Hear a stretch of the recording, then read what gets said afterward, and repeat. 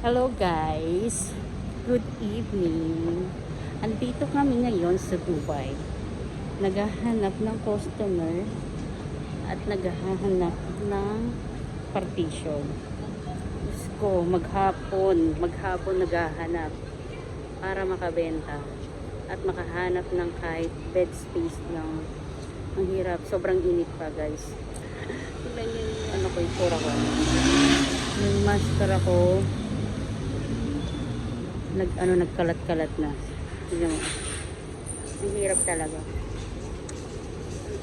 Ay nako. Yan yan. Oh.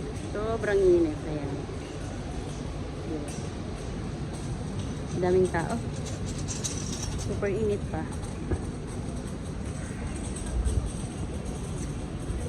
May minute up lang ako na client.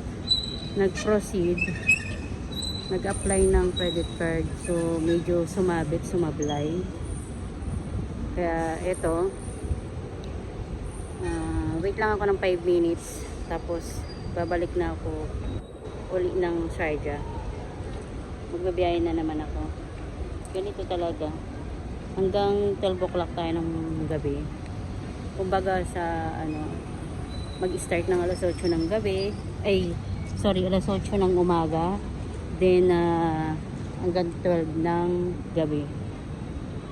Para makaproceed ako. Makabenta.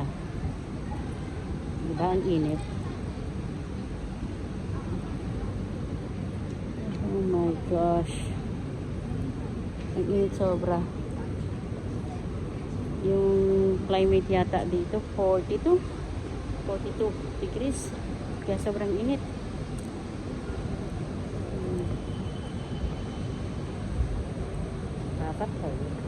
Mamamayat na ako yun. Ay nako. So, sa gustong mag-abroad ha, ganito yung mga challenge na mararanasan nyo dito sa UAE. Kahit saan pa yan, talagang may challenge ba? May pagsubok sa buhay ba?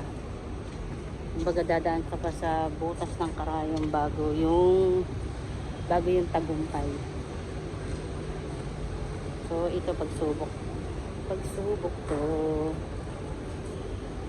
Yala guys, update ko kayo. Thank you for watching.